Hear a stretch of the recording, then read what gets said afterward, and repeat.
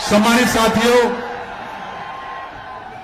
Bahujan Samaj party की राष्ट्रीय अध्यक्ष, उत्तर प्रदेश की 4 बार मुख्यमंत्री रह चुकी पूर्व सांसद, करोड़ों करोड़ों कमजोर मजलूम बेसहारा दिलों की आवाज आदरणीय बहन कुमारी मायावती जी हमारे बीच में पहुंच चुकी हैं।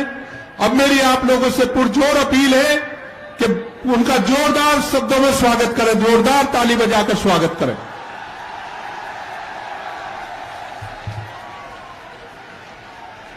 अब मैं गुजारिश करूंगा आगरा सुरक्षित लोकसभा से बहुजन समाज पार्टी की प्रत्याशी श्रीमती पूजा अमरोही, फतेहपुर सीकरी लोकसभा की प्रत्याशी श्री राम निवास शर्मा जी, हाथरस सुरक्षित लोकसभा के श्री प्रत्याशी हेम बाबू धनकर जी से कि वो तीनों मिलकर आदरणीय बहन जी के सम्मान में सोने का मुकुट पेश करें।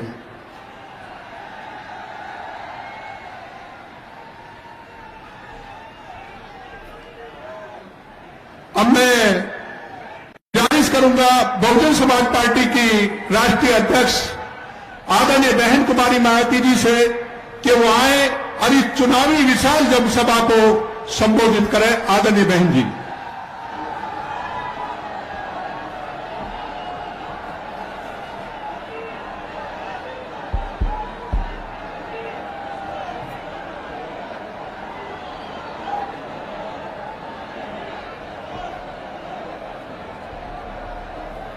बस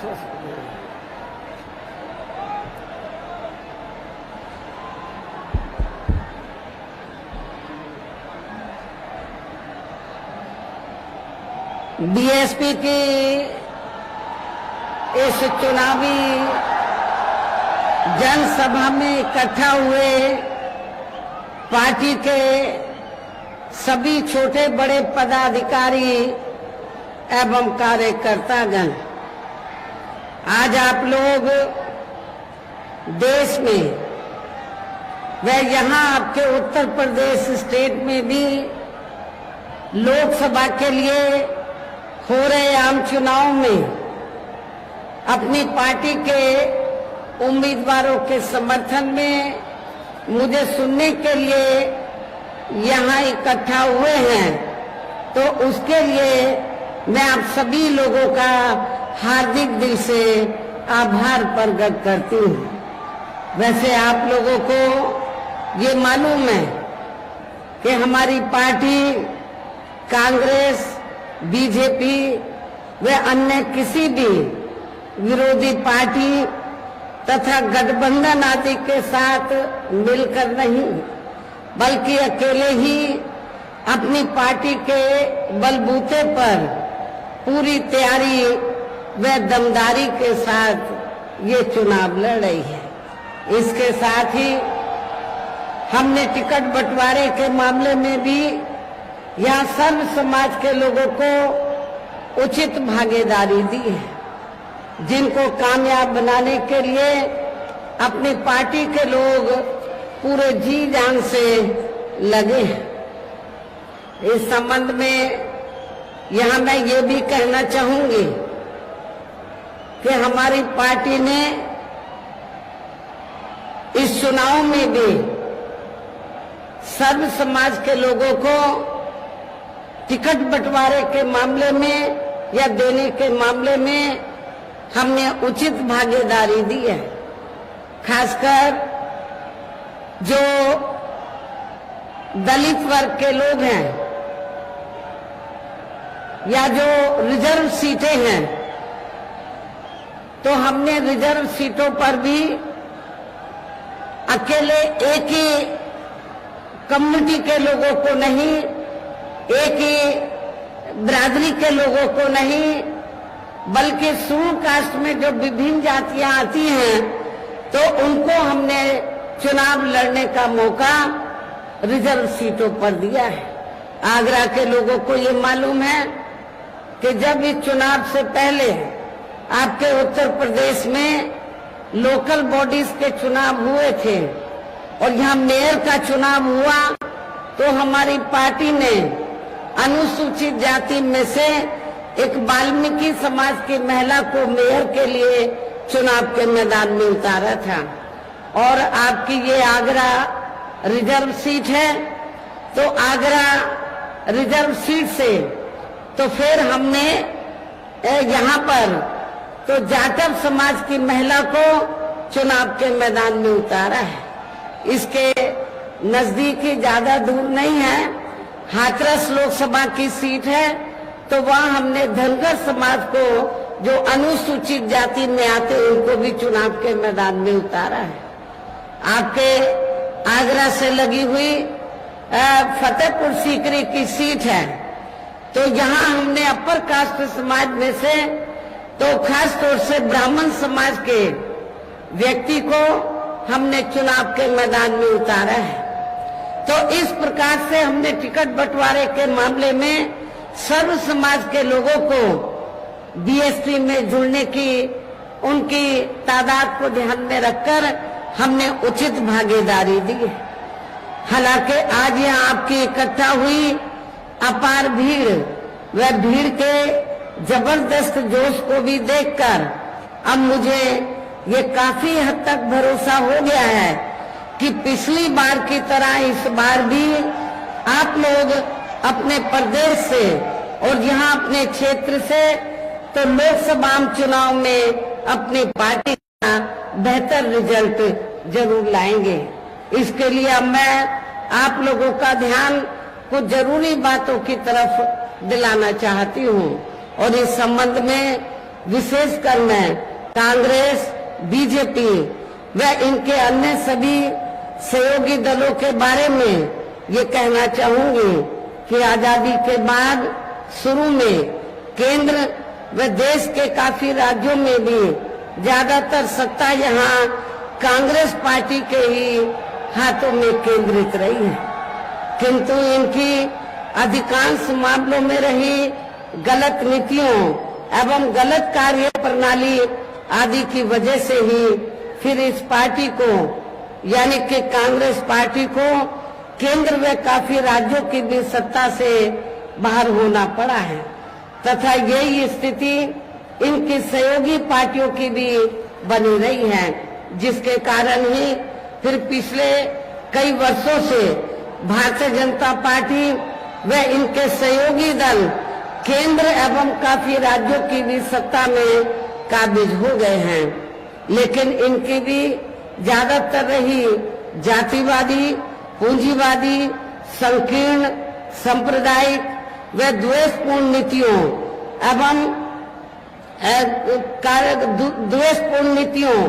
एवं कार्य प्रणाली आदि से तथा इनकी कथनी व करनी से काफी अंतर होने की वजह से अब ऐसा लगता है इस बार ये पार्टी भी, यानी कि भारतीय जनता पार्टी भी केंद्र की सत्ता में आसानी से वापस आने वाली नहीं है, बशर्ते यदि ये चुनाव इस बार फ्री एंड फेयर होता है तथा आम चर्चा के मुताबिक वोटिंग मशीनों में भी कोई गड़बड़ी आदि नहीं की जाती है। और वैसे भी इस बार चुनाव में इनकी कोई भी पुरानी एवं नई चल रही नाटकबाजी, जुमलेबाजी व गारंटी आदि काम में आने वाली नहीं है, क्योंकि अब देश की जनता काफी हद तक है कि इनकी पार्टी ने अब तक देश के विशेषकर गरीबों, कमजोर तबकों, मध्यम वर्गीय एवं अन्य मेहनतकश लोगों को जो इन्हें दिखाने के असंख्य प्रलोभन भरे वायदे किए हैं तथा अनेकों हवाई व कागजी गारंटी आदि भी दी है, तो उनका जमीनी हकीकत में अभी तक इन्होंने लगभग 1/4 हिस्सा कार्य भी नहीं किया है, बल्कि इसके स्थान पर इनका ज्यादातर समय व ताकत भी या इनके अपने चहेते रहे बड़े बड़े पूंजीपतियों एवं धन्ना सेठों को ही ज्यादा से ज्यादा मालामाल व धनवान बनाने में तथा इन्हें हर स्तर पर छूट देने व बनाने में ही लगी रही है, जिनके अधिकांश आर्थिक सहयोग से ही ये पार्टी व अन्य पार्टियां भी अपना संगठन चलाती हैं तथा चुनाव आदि भी लड़ाती हैं, जिसका काफी कुछ खुलासा बॉन्ड की आई रिपोर्ट से भी हो जाता है। इसके साथ ही अब ऐसा लगता है कि कांग्रेस पार्टी की तरह ही बीजेपी ने भी केंद्र की तमाम सरकारी जांच एजेंसियों का ज्यादातर राजनीतिकरण ही कर दिया है। इसके अलावा देश के किसान वर्ग भी वर्तमान बीजेपी की सरकार में शुरू से ही अपनी विभिन्न समस्याओं को लेकर काफी ज्यादा दुखी व परेशान रहे हैं और अभी भी हैं, जबकि यूपी में 4 बार हमारी पार्टी की रही सरकार ने इनके हितों का भी हर स्तर पर विशेष ध्यान रखा है। हमारी पार्टी की रही सरकार ने तो किसानों को खेती करने के लिए समय पर इनको सस्ते साधन उपलब्ध कराए और इसके साथ ही तो इनकी फसल का भी हमारी सरकार ने उचित दाम दिया है, जो अब आपको ना तो यूपी की सरकार में ना केंद्र की सरकार में नेशनल लेवल पर किसानों को ये सब राहत मिलती हुई नजर नहीं आ रही है।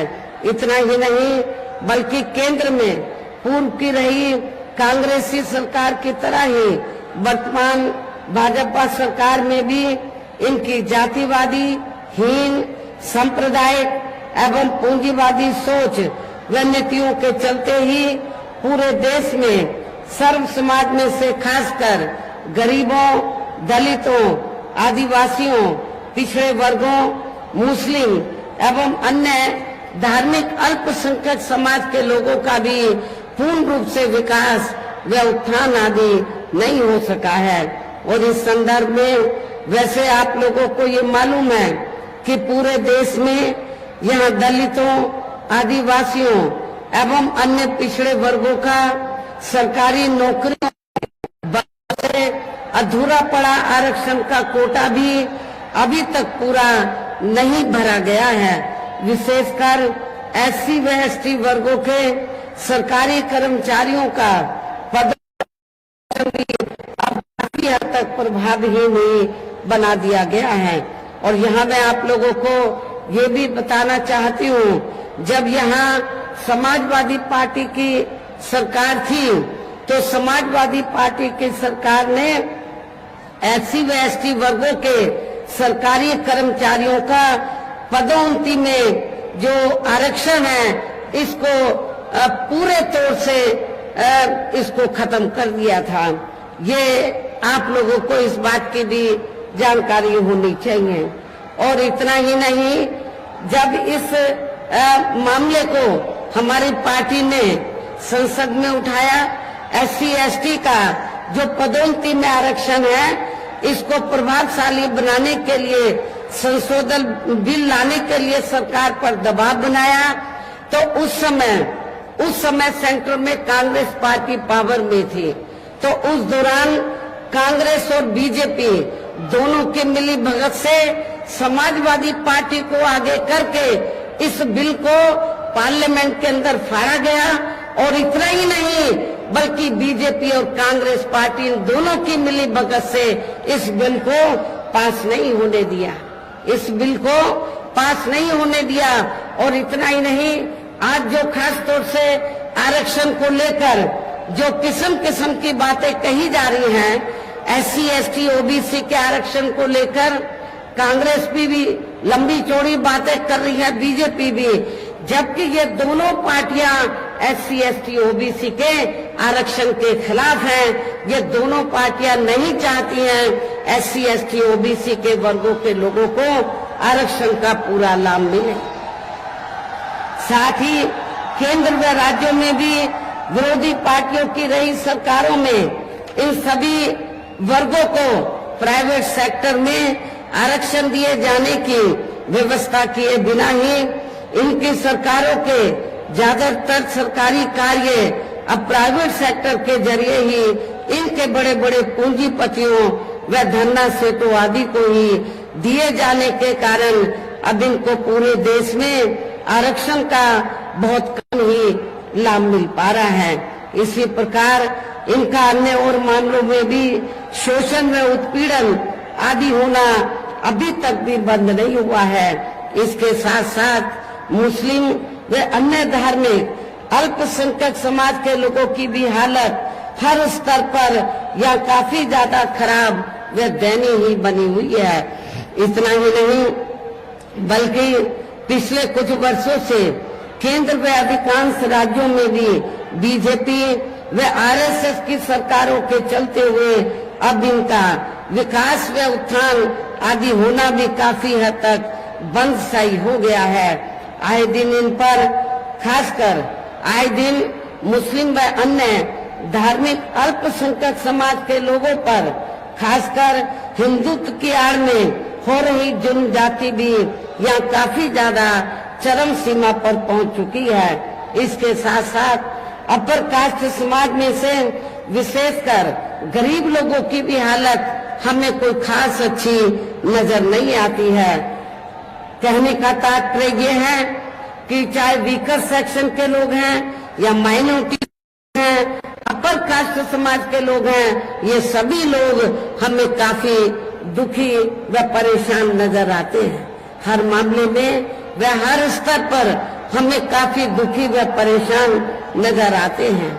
इनके गलत कृषि नीतियों के कारण किसान वर्ग भी आए दिन आंदोलित ही रहता है। साथ ही इनके गलत आर्थिक नीतियों की वजह से देश की अर्थव्यवस्था पर भी इसका काफी बुरा प्रभाव पड़ा है, जिससे यहाँ विशेषकर छोटे एवं मध्यम वर्गीय व्यापारी वर्ग भी काफी ज्यादा दुखी व परेशान हैं। और अब केंद्र में पूर्व की रही सरकारों की तरह ही वर्तमान भाजपा सरकार में भी यहाँ पूरे देश में गरीबी, बेरोजगारी एवं महंगाई आदि भी लगातार काफी ज्यादा बढ़ रही है। देश में हर स्तर पर फैला भ्रष्टाचार भी अभी तक खत्म नहीं हुआ है। साथ ही अपने देश की सीमाएं भी अभी तक पूरे तौर से सुरक्षित नहीं है। ये भी बड़ी चिंता की बात है। ऐसे में अब आप लोगों को देश में हो रहे लोकसभा आम चुनाव में बीजेपी, आप लोगों को आम चुनाव में कांग्रेस, बीजेपी व इनके सहयोगी पार्टियों को भी केंद्र की सत्ता में आने से जरूर रोकना है, जिनकी गलत नीतियों व गलत कार्य प्रणाली आदि को आप लोग काफी हद तक आजमा भी चुके हैं। ऐसी स्थिति में अब ये विरोधी पार्टियां इस चुनाव में भी किस्म किस्म के साम, दाम, दंड भेद आदि अनेकों हथकंडे इस्तेमाल करके केंद्र की सत्ता में आने की भी पूरी कोशिश में लगे हैं, जिनसे अपनी पार्टी के लोगों को हर स्तर पर काफी ज्यादा सावधान रहना है। और इस मामले में विरोधी पार्टियां अपने अपने पक्ष में हवा बनाने के लिए खासकर मीडिया, ओपिनियन पोल व सर्वे आदि का जो बड़े पैमाने पर इस्तेमाल कर रही हैं, तो उससे भी अपनी पार्टी के लोगों को बिल्कुल भी गुमराह नहीं होना है। इसके साथ ही विरोधी पार्टियों के विभिन्न रूपों में जारी किए गए इनके हवाई व प्रलोभन भरे चुनावी घोषणा पत्रों एवं वायदों आदि के बहकावे में भी अपनी पार्टी के लोगों को कतई नहीं आना है, जिन्हें ये पार्टियां चुनाव खत्म होने के बाद ज्यादातर अमल में नहीं लाती हैं। और अब जिन पर से देश की जनता का अधिकांश विश्वास ही उठ गया है, यही खास वजह है कि हमारी पार्टी किसी भी चुनाव में अपनी पार्टी का कोई भी चुनावी घोषणा पत्र आदि जारी नहीं करती है। वैसे भी हमारी पार्टी किसी भी मामले में कहने में बहुत कम बल्कि कार्य करके दिखाने में ही ज्यादा विश्वास रखती है। और इस बात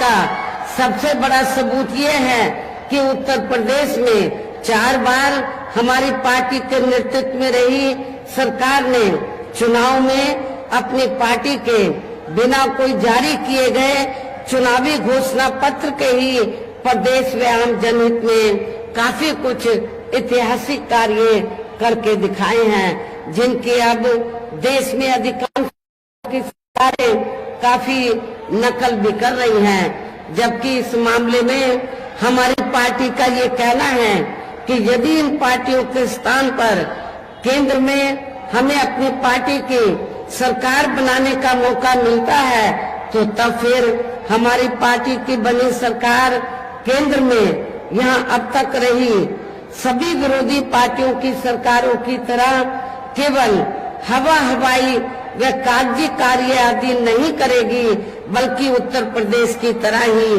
जमीनी हकीकत में ठोस कार्य करके दिखाएगी।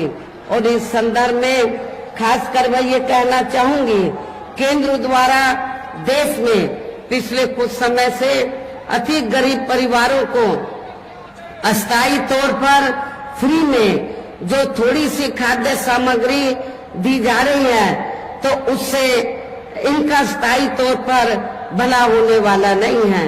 और आप लोगों को ये मालूम है कि जब यहाँ असेंबली का चुनाव हुआ तो असेंबली के चुनाव में भी और अब लोकसभा चुनाव में भी पूरे देश के अंदर तो जो सर्व समाज में से जो गरीब लोग हैं जिनको इन्होंने फ्री में थोड़ा राशन आदि दिया है, खाद्य सामग्री आदि दी है, तो उसके एवज में तो ये इन्होंने असेंबली के चुनाव में भी लोगों को गुमराह करने के लिए और अब लोकसभा चुनाव में भी तो बीजेपी और आरएसएस के लोग तो अपने कंधे पे थैला टांग कर तो गांव-गांव में घूम रहे हैं और क्या कह रहे हैं कि देखो श्री नरेंद्र मोदी जी ने तो आपको फ्री में राशन दिया है, तो आपके ऊपर मोदी जी का बहुत कर्ज है, तो आप कर्ज के रूप में तो आप ये जो कर्ज है तो इस चुनाव में आपको अदा करना है, वोट के रूप में बीजेपी को वोट देकर आपको ये कर्ज अपना अदा करना है।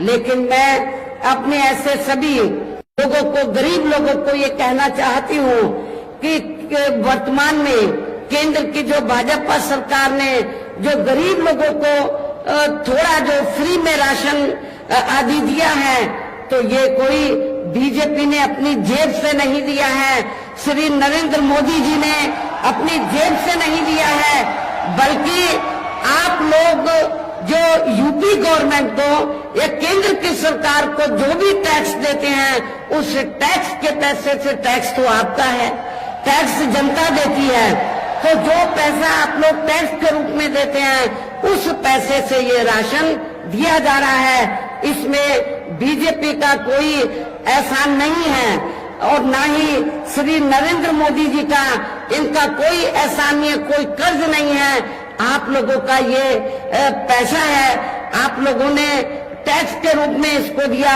तो इसलिए आप लोगों को ये नहीं सोचना है कि हमने उनका नमक खाया है, ये नमक तो आप ही लोगों का है, आप लोगों ने टैक्स दिया, उससे आप लोगों को ये फ्री में राशन आदि दिया गया है, तो इनके बहकावे में आप लोगों को कतई भी नहीं आना है। ये भी मैं और वैसे भी ये जो गरीब लोग हैं वैसे भी इनकी ये जटिल समस्या देश में हर हाथ को काम देने से ही केवल दूर हो सकती है, जिसकी तरफ हमारी पार्टी की बनी सरकार विशेष ध्यान देगी। साथ ही देश में पिछले काफी वर्षों से आए दिन बढ़ रही गरीबी, बेरोजगारी व महंगाई आदि से भी जनता बहुत ज्यादा दुखी व परेशान है, जिसे भी आर्थिक नीतियों में तब्दीली करके जरूर दूर किया जाएगा। धर्म की भी आड़ में पिछले कुछ वर्षों से खासकर मुस्लिम समाज के लोगों का द्वेष की भावना से जो इनका काफी ज्यादा शोषण व उत्पीड़न आदि किया जा रहा है, तो उसे भी जरूर रोका जाएगा। और ये सब हमने अपनी यूपी की रही सरकार में करके भी दिखाया है। हमने उत्तर प्रदेश के अंदर कोई भी दंगा फसाद नहीं होने दिया है। इसके अलावा हमने यूपी में सर्व समाज में से गरीब एवं बेरोजगार लोगों को बेरोजगारी भत्ता आदि न देकर उन्हें बड़ी तादाद में रोटी रोजी के साधन भी उपलब्ध कराए हैं, जो अब ये कार्य भी अधिकांश ठंडे ही पड़े हैं, जिनको फिर सरकार बनने पर, केंद्र में सरकार बनने पर प्राथमिकता दी जाएगी। अर्थात देश में इस समय हो रहे लोकसभा चुनाव में विरोधी पार्टियों के जारी किए गए उनके हवाई व प्रलोभन भरे चुनावी घोषणा पत्रों आदि के बहकावे में अब यह खासकर देश के अति गरीबों, मजदूरों, बेरोजगारों एवं अन्य मेहनतकश लोगों को बिल्कुल भी नहीं आना है और अब इन्हें ऐसी सभी विरोधी पार्टियों की हर हालत में ऐसी सभी विरोधी पार्टियों को हर हालत में केंद्र की सत्ता में आने से जरूर रोकना है, जिनके कथने व करने में काफी अंतर रहा है तथा जिन्हें ये लोग वर्षों से आजमा भी चुके हैं। ऐसे में अब मेरा यही कहना है कि आप लोगों को अपने खुद के व अपने प्रदेश व क्षेत्र के तथा देश के भी हित में अपने वोटों को यहाँ कांग्रेस, बीजेपी व अन्य विरोधी पार्टियों को न देकर केवल अपनी एकमात्र हितैषी पार्टी बहुजन समाज पार्टी को ही देना है, जो ये पार्टी उत्तर प्रदेश की तरह ही केंद्र में भी अपनी पार्टी की सरकार बनने पर फिर पूरे देश में यह अपनी पार्टी की सर्वजन हिताय व सर्वजन सुखाय की नीतियों पर आधारित ही सरकार चलाएगी।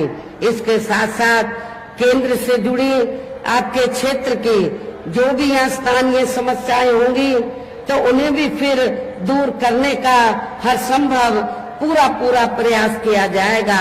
साथ ही यहाँ गरीबों, मजदूरों, बेरोजगारों, कर्मचारियों, किसानों, छोटे व्यापारियों एवं अन्य मेहनतकश लोगों के हितों का भी विशेष ध्यान रखा जाएगा। सर्व समाज में से खासकर दलितों, आदिवासियों, गरीबों, दलितों, आदिवासियों, पिछड़े वर्गों, मुस्लिम व अन्य धार्मिक अल्पसंख्यक समाज के लोगों के विकास एवं उत्थान के साथ साथ हर स्तर पर इनकी सुरक्षा आदि के लिए भी सख्त कदम उठाए जाएंगे और तभी फिर यहाँ वास्तव में अपने देश के महान संतों, गुरुओं व महापुरुषों में भी विशेषकर महात्मा ज्योतिबा फूले, छत्रपति शाहू जी महाराज, श्री नारायणा गुरु, बाबा साहब डॉक्टर भीमराव अम्बेडकर एवं मान्यवर श्री काशीराम जी आदि का अधूरा सपना जरूर साकार हो सकता है, जिनको यूपी में हमारी पार्टी की रही सरकार द्वारा हर स्तर पर पूरा आदर सम्मान दिया गया है। इन्हीं खास बातों के साथ ही अब मेरा देश व आपके स्टेट के भी हित में, आपके क्षेत्र के भी हित में यही कहना है कि हमारी पार्टी ने यहाँ जिनको भी चुनाव के मैदान में उतारा है, जो आपके सामने या मंच पर भी मौजूद हैं, तो उन्हें आपको जरूर कामयाब बनाना है, जिसके लिए यह पार्टी के सभी स्तर के छोटे बड़े पदाधिकारी एवं कार्यकर्तागण आदि पूरे जी जान से लगे हैं। और अब अंत में मेरा यही कहना है कि आप लोगों को वोट पड़ने वाले दिन यहाँ बीएसपी के अपने सभी लोकसभा उम्मीदवारों को, अर्थात आगरा जो सुरक्षित लोकसभा की सीट है, यहाँ से हमने श्रीमती पूजा अमरोही को चुनाव के मैदान में उतारा है। इसी जिले में, आगरा जिले में ही दूसरी सीट है फतेहपुर सीकरी लोकसभा की सीट। यहाँ से हमने श्री राम निवास शर्मा को, जो बहुत ही सामाजिक हैं और जी जान से अपनी सीट को जीतने में लगे हैं, इनको चुनाव के मैदान में उतारा है। हाथरस सुरक्षित लोकसभा की सीट से हमने श्री हेम बाबू को चुनाव के मैदान में उतारा है। हमारी महिला भी जो आगरे से चुनाव लड़ रही है, आपके जाटव समाज से ताल्लुक रखती है, ये भी जी जान से लगी हुई है तो इनको भी जिताकर आप लोग इनका हौसला जरूर बढ़ाएं। और अपने जो ब्राह्मण समाज से, धनगर समाज से जो भी हमारे उम्मीदवार यहाँ चुनाव के मैदान में हैं, इनको आप लोग जरूर कामयाब बनाएं। और इनको कामयाब बनाने के लिए आप लोगों को ये मालूम है कि हमारी पार्टी का चुनाव चिन्ह क्या है? हाथी। आप लोगों को बहुजन समाज पार्टी का जो चुनाव चिन्ह हाथी है, हाथी चुनाव चिन्ह के सामने वाले बटन को दबाकर आप लोगों को अपनी पार्टी के इन तीनों प्रत्याशियों को रिकॉर्ड तोड़ वोटों के अंतर से जरूर कामयाब बनाना है, विजयी बनाना है। इनको पार्लियामेंट में जिताकर जरूर भेजना है। इस खास अपील के साथ ही अब मैं अपनी बात यही समाप्त करती हूँ। जय भीम, जय भारत।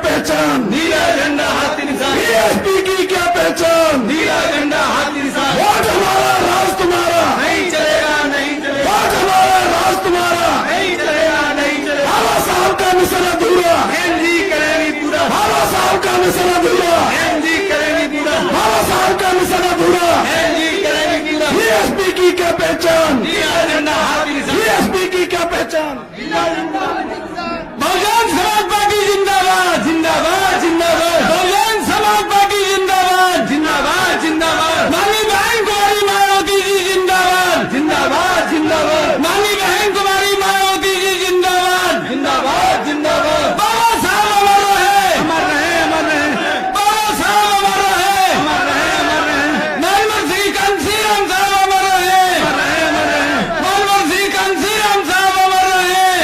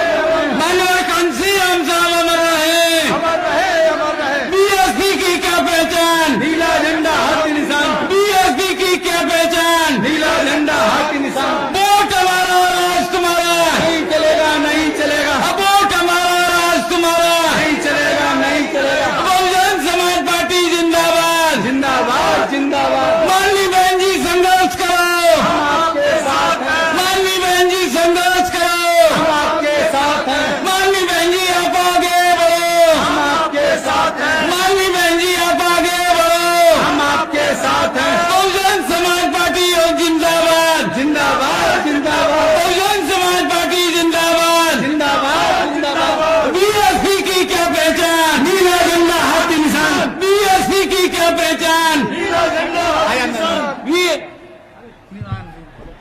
बहुजन समाज पार्टी जिंदाबाद, जिंदाबाद जिंदाबाद बहुजन समाज पार्टी जिंदाबाद, जिंदाबाद जिंदाबाद हमारी बहन कुमारी मायावती जी जिंदाबाद, जिंदाबाद जिंदाबाद हमारी बहन कुमारी मायावती जी जिंदाबाद। जिंदाबाद जिंदाबाद। इंडिया संघर्ष करो, हम आपके साथ हैं, इंडिया संघर्ष करो, हम आपके साथ हैं, इंडिया आगे बढ़ो, हम आपके साथ हैं, इंडिया आगे बढ़ो। हम आपके साथ हैं। बहन कुमारी मायावती जी जिंदाबाद, जिंदाबाद जिंदाबाद बहन कुमारी मायावती जी जिंदाबाद, जिंदाबाद जिंदाबाद बहुजन समाज पार्टी जिंदाबाद, जिंदाबाद जिंदाबाद बहुजन समाज पार्टी जिंदाबाद। जिंदाबाद जिंदाबाद। इंडिया संघर्ष करो, हम आपके साथ हैं, इंडिया संघर्ष करो, हम आपके साथ हैं, इंडिया आगे बढ़ो, हम आपके साथ हैं, इंडिया आगे बढ़ो। हम आपके साथ हैं। बहन कुमारी मायावती जी जिंदाबाद, जिंदाबाद जिंदाबाद हमारी बहन कुमारी मायावती जी जिंदाबाद, जिंदाबाद जिंदाबाद बहुजन समाज पार्टी जिंदाबाद। जिंदाबाद जिंदाबाद। भारत की मजबूरी है, जी जरूरी है, भारत की मजबूरी है। जी जरूरी है।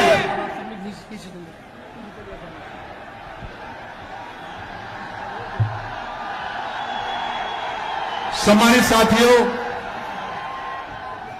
बहुजन समाज पार्टी की राष्ट्रीय अध्यक्ष, उत्तर प्रदेश की 4 बार मुख्यमंत्री रह चुकी, पूर्व सांसद, करोड़ों करोड़ों कमजोर मजलूम बेसहारा दिलों की आवाज आदरणीय बहन कुमारी मायावती जी हमारे बीच में पहुंच चुकी हैं।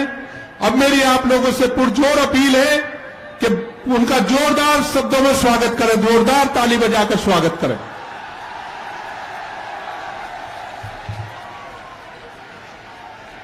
अब मैं गुजारिश करूंगा आगरा सुरक्षित लोकसभा से बहुजन समाज पार्टी की प्रत्याशी श्रीमती पूजा अमरोही, फतेहपुर सीकरी लोकसभा की प्रत्याशी श्री राम निवास शर्मा जी, हाथरस सुरक्षित लोकसभा के श्री प्रत्याशी हेम बाबू धनकर जी से कि वो तीनों मिलकर आदरणीय बहन जी के सम्मान में सोने का मुकुट पेश करें।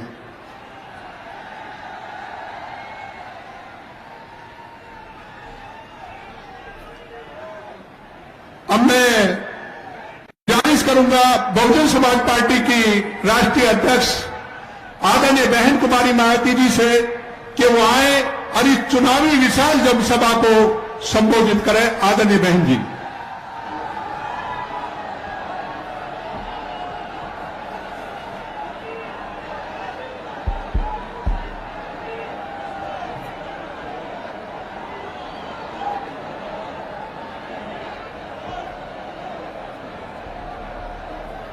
बस बस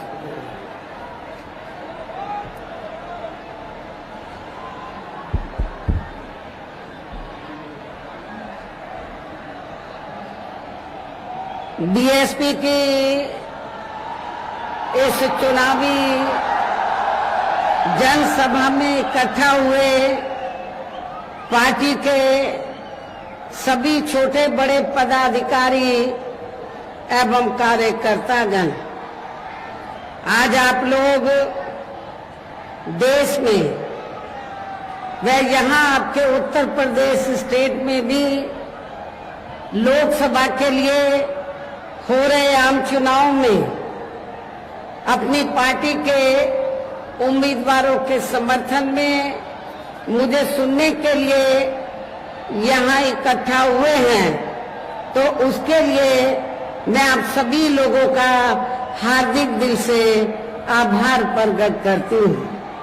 वैसे आप लोगों को ये मालूम है कि हमारी पार्टी कांग्रेस, बीजेपी व अन्य किसी भी विरोधी पार्टी तथा गठबंधन आदि के साथ मिलकर नहीं, बल्कि अकेले ही अपनी पार्टी के बलबूते पर पूरी तैयारी व दमदारी के साथ ये चुनाव लड़ रही है। इसके साथ ही हमने टिकट बंटवारे के मामले में भी यहाँ सर्व समाज के लोगों को उचित भागीदारी दी है, जिनको कामयाब बनाने के लिए अपनी पार्टी के लोग पूरे जी जान से लगे हैं।